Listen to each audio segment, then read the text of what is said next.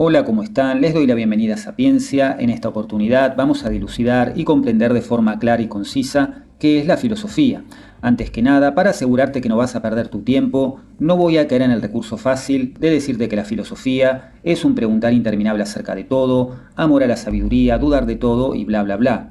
De este video te vas a llevar una comprensión límpida, concreta y a la vez completa de tan importante disciplina. Iremos de forma esquemática y para cuando termine el video vas a poder asimilar qué es realmente la filosofía y sobre todo por qué es tan apasionante. El esquema constará de 3 pasos bien definidos. Primero, acudiremos a la historia misma para ver dónde se originó o al menos floreció lo que hoy denominamos filosofía. Qué mejor que ir y a la vez entender la realidad histórica desde donde nació lo que pretendemos definir. El segundo paso será ver los elementos fundamentales del quehacer filosófico, esto es, los elementos fundamentales de eso que se originó o al menos floreció en una época y lugar específicos. Finalizado el segundo paso, ya entenderás mucho más en profundidad por qué eso que hoy llamamos filosofía se lo llamó así, o sea, porque hubo que ponerle un nombre y diferenciarlo. Finalmente, como la filosofía existe hasta nuestros días, el tercer paso será buscar un hilo o derrotero común que sigue de forma ininterrumpida desde el nacimiento de la filosofía hasta nuestros días. En este último paso lograremos la tan ansiada definición de filosofía, curiosamente haciendo filosofía. Ya van a entender por qué y al hacerlo terminarán de coronar el correcto entendimiento de lo que es filosofar. Por si fuera poco, como mi mayor anhelo es que sí o sí terminen entendiendo con precisión lo que es la filosofía, les daré al final ejemplos prácticos de pensar filosófico en contraposición con pensares que no lo son. Y por último, ejemplos de pensamientos mezclados para que ustedes mismos, sin mi ayuda, puedan adivinar y por ende practicar en sus casas cuál de todos los ejemplos que les doy son pensares filosóficos auténticos. Empecemos. Primer paso. Hay un consenso intelectual mayoritario o preponderante en aseverar que la filosofía nació en la antigua Grecia.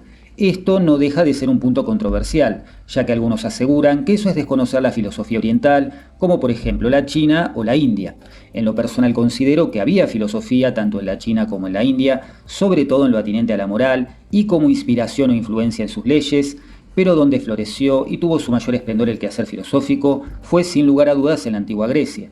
Esto es básicamente el primer paso, comprender que eso que hoy llamamos filosofía, a través de un consenso histórico mayoritario, se originó o al menos floreció en la antigua Grecia, no antes, no después, no en otro lado, en Grecia. Segundo paso, ¿por qué razón hubo que crear un concepto nuevo para describir algo que se originó o al menos floreció en Grecia? ¿Cómo era la situación del hombre antiguo antes de que se hubiera originado o florecido eso que llamamos filosofía? Muy simple, el hombre antiguo estaba absorbido por el mito y la religión. Pero entonces, ¿qué es lo que pasó después? Básicamente empezó a florecer una actitud que no dependía del mito o la religión para tratar de convivir con la realidad. El hombre mítico se limitaba a convivir e interpretarse a sí mismo y a cuanto lo rodeaba, la naturaleza, los astros, la enfermedad, etc., como poderes ventajosos o desventajosos con los que se convive, se utiliza o se huye de ellos.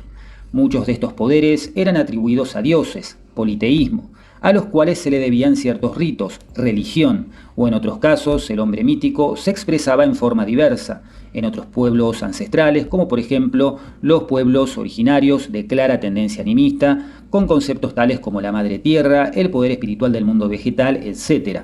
Dotaban de ánima, esto es de alma, a otros existentes de la naturaleza y no solo al hombre. Por el contrario, la actitud filosófica que floreció en la antigua Grecia en un momento dado, expresada en muchos hombres, se evidenció a través de la extrañeza y el asombro, pero desentendiéndose de una explicación mítica o religiosa. El hombre mítico y religioso también tenían asombro y extrañeza, pero intentaban responder a estos a través del mito o la religión. El hombre filósofo, por así decirlo, si se permite el término, va a intentar responder a la extrañeza y el asombro que siente por sí mismo y por las cosas que le rodean a través de preguntas bien claras.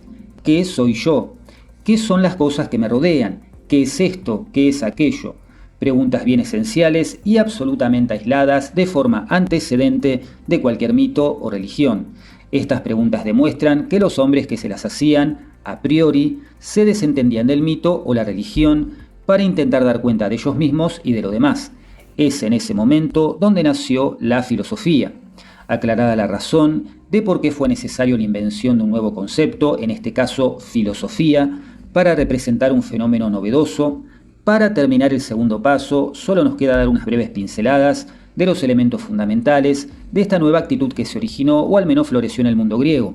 Los elementos fundamentales son 4, esto es, las formas más principales de filosofar que se dieron en la antigua Grecia.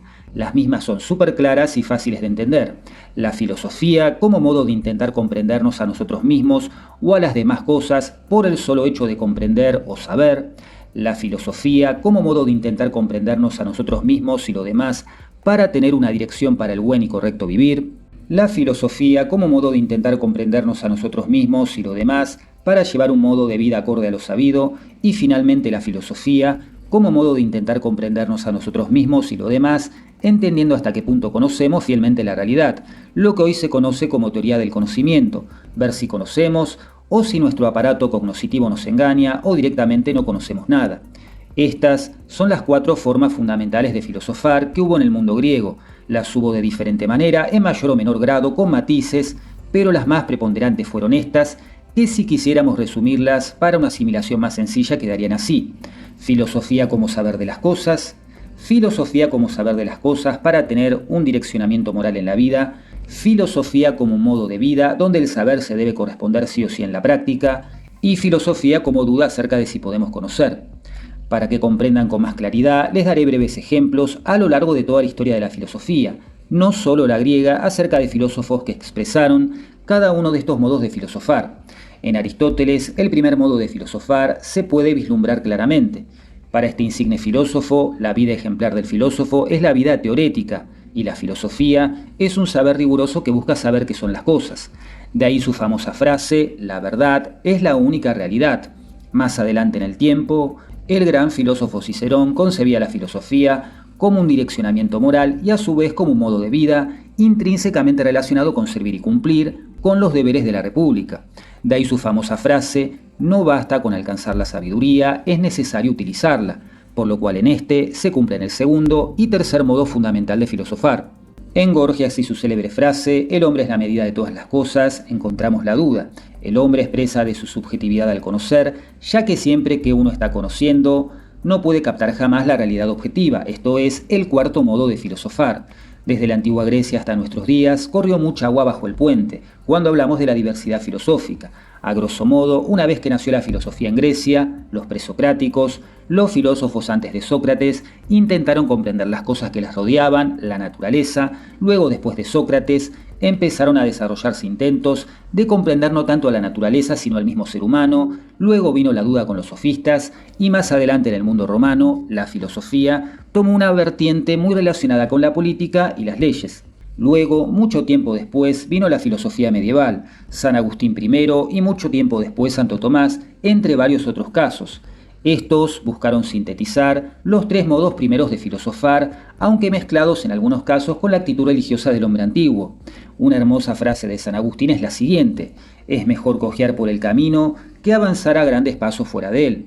Una frase que hizo famoso a Santo Tomás, ya que constituye una de las vías filosóficas para demostrar la existencia de Dios, es la siguiente: observamos en el mundo que las cosas se generan y destruyen, nacen y mueren, lo que prueba su contingencia.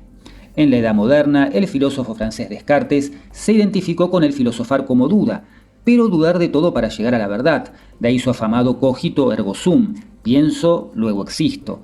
En Kant vemos cierta tendencia a la duda, pero parcial, evidenciada en su reconocida frase: vemos las cosas no como son, sino como nosotros mismos. Luego vino la filosofía analítica de fuerte impronta científica, identificada más con el primer modo de filosofar, la filosofía continental, muy emparentada con la duda, y así hasta nuestros días. Obviamente, tal cual les prometí, he hecho unas breves pinceladas, y no este video sería infinito, pero notarán cómo los 4 modos de filosofar se van alternando, entremezclando y repitiéndose a lo largo de vastos intervalos de tiempo. Bastó solo mencionar estos ejemplos de filósofos, escuelas filosóficas, para poder colocarlos sin mayor problema en alguno de los 4 modos de filosofar. A estas alturas, que estamos dando por terminado el segundo paso, tal cual les prometí, ya van comprendiendo bastante bien, por lo menos, mucho más que cuando empezaron a ver este video, qué cosa es eso que llamamos filosofar. Ya comprobamos con la breve pincelada que les di cómo filósofos diferentes, separados por relevantes espacios de tiempo, aún así, pueden ser encajados sin mayor problema en cada uno de los 4 modos preponderantes de filosofar, que son los que se dieron curiosamente hace miles de años en la antigua Grecia. Solo basta extraer en forma precisa ¿por qué podemos decir que todos hacen filosofía? Esto es, ¿qué es lo que hace propiamente al filosofar? Por lo pronto, ya sabemos que todos pueden ser encajados en esa disciplina que surgió hace miles de años y que no es otra que la filosofía. Sigamos. Tercer paso. Para entrar de lleno en los rasgos que nos van a permitir esbozar una definición de filosofía, con el objeto de que los puedan percibir rápidamente, me voy a servir de las frases de los filósofos ilustres que vimos en el paso 2, y vamos a explicar qué quisieron decir estos eminentes filósofos, y de paso, lo más importante, vamos a extraer los dos rasgos principales del quehacer filosófico. Vamos, que ya falta muy poquito para lo que es la definición de filosofía. Aristóteles dijo, la única verdad es la realidad. Con esto, el filósofo griego quiso decir que la única verdad es lo constatable en la realidad. Esto es, partimos de nuestros sentidos y a través de la razón podemos llegar a la verdad. No importa si hablamos del hombre o la naturaleza. Allí donde algo sea constatable y bien razonado, será verdadero. Punto.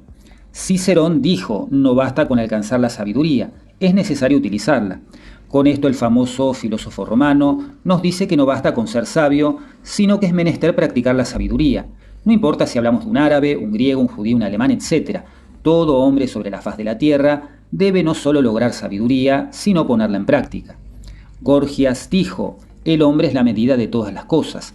Con esto, el filósofo griego nos dice que todo hombre está atravesado por su subjetividad. Cada hombre es medida y base fundamental para el conocimiento. No importa qué hombre sea, todo hombre del mundo es presa de su subjetividad. San Agustín dijo, es mejor cojear por el camino que avanzar a grandes pasos fuera de él. Con esto, el famoso filósofo medieval nos dice que es preferible tener dificultades en un camino correcto en vez de no tener ninguna dificultad yendo por el camino incorrecto. Lo mismo que en el caso de Gorgias, vale para todo hombre de la faz de la tierra. Santo Tomás dijo, observamos en el mundo que las cosas se generan y destruyen, nacen y mueren, lo que prueba su contingencia. Con esto el doctor Angélico, observando la realidad, como pregonaba Aristóteles, nos dice que hay cosas que existen, pero pudieron no haber sido, o que incluso dejarán de existir. No son necesarias, son por el contrario contingentes. Por eso debe haber un ser necesario. Para Aquino, claro está, el mismo Dios, ya que si no hay un ser necesario, de lo contingente jamás podría haber salido el ser. Lo que dice el Aquinate pretende ser válido para todo hombre que se dedique a mirar la realidad. Descartes dijo, pienso, luego existo. Con esto, el prominente filósofo francés quiso decir que podemos dudar de todo, hasta de la realidad misma, pero cuando nos damos cuenta que pensamos, a su vez no podemos dudar que existimos. Esto, semejante a los ejemplos anteriores, como se imaginarán, vale para todo ser humano que se dé cuenta que piensa.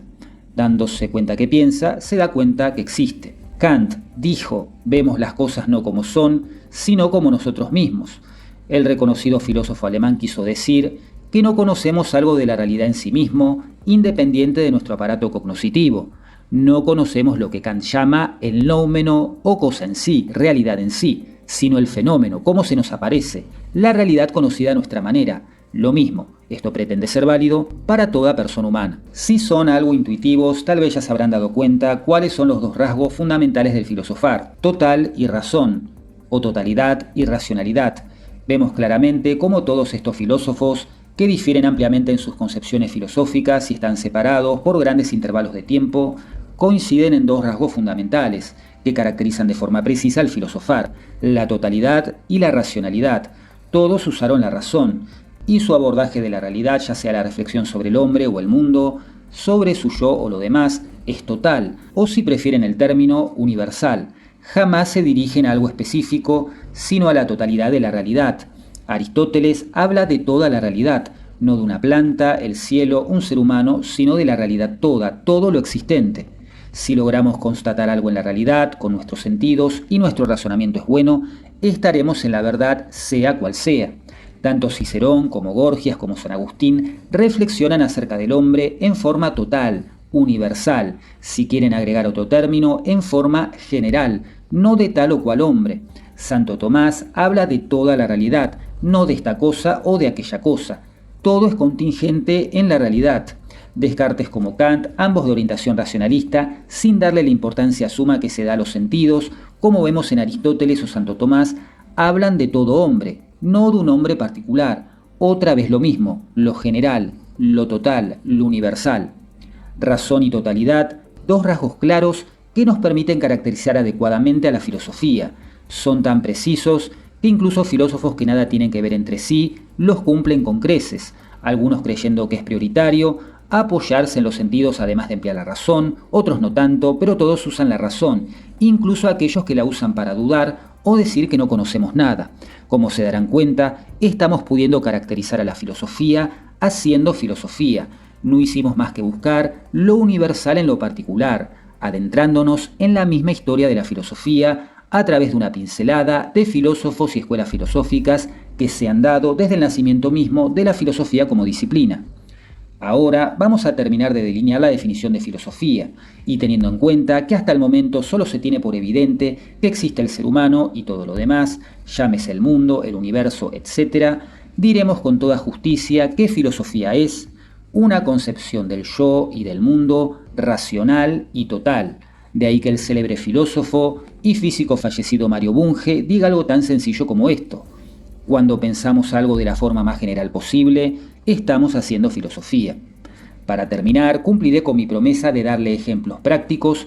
Primero me serviré de las frases de filósofos que usamos hasta ahora y les contrapondré un ejemplo similar que, si bien puede ser conocimiento, no es filosófico. Finalmente les pondré ejemplos y ustedes, con todo lo aprendido, tendrán que captar cuál es filosófico y cuál no lo es. Aristóteles: la única verdad es la realidad. Filosofía pura, racional y total. Es un enunciado verdadero todo aquello que puede ser medible y formalizable a través del lenguaje matemático.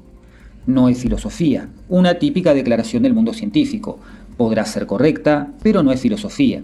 Cicerón: no basta con alcanzar la sabiduría, es necesario utilizarla. Filosofía pura, racional y total. La psicología cognitiva ha comprobado que es beneficioso para la estabilidad psicoemocional ser coherente entre lo que pensamos y cómo vivimos. Típica declaración del mundo científico. Podrá ser correcta, pero no es filosofía. Gorgias: el hombre es la medida de todas las cosas. Filosofía pura, racional y total. No existe la verdad. ¿Sabías cuántas veces cambié de postura a lo largo de la vida? Típica declaración anecdótica, basada en la propia experiencia personal. Podrá tener asidero, pero no es filosofía. San Agustín: es mejor cojear por el camino que avanzar a grandes pasos fuera de él. Filosofía pura, racional y total. La logoterapia ha acumulado larga evidencia a través de casos clínicos que los fracasos son una oportunidad de aprendizaje, por lo cual tener dificultades puede llegar a ser provechoso para madurar nuestra personalidad. Declaración que podrá ser cierta, pero no es filosofía. Santo Tomás: observamos en el mundo que las cosas se generan y destruyen, nacen y mueren, lo que prueba su contingencia. Filosofía pura, racional y total. La segunda ley de termodinámica establece que en un sistema aislado, la entropía o el desorden siempre aumenta con el tiempo y la energía útil se degrada. Declaración típicamente científica, de hecho es una ley científica, todo lo corroborable que sea, aún así, no es una declaración filosófica. Descartes: pienso, luego existo. Filosofía pura, racional y total. La moderna biología ha demostrado que todo organismo individual necesita nutrientes y energía externos para poder sobrevivir. Declaración típicamente científica, todo lo cierta que sea, igualmente no es filosofía. Kant: vemos las cosas no como son, sino como nosotros mismos. Filosofía pura, racional y total.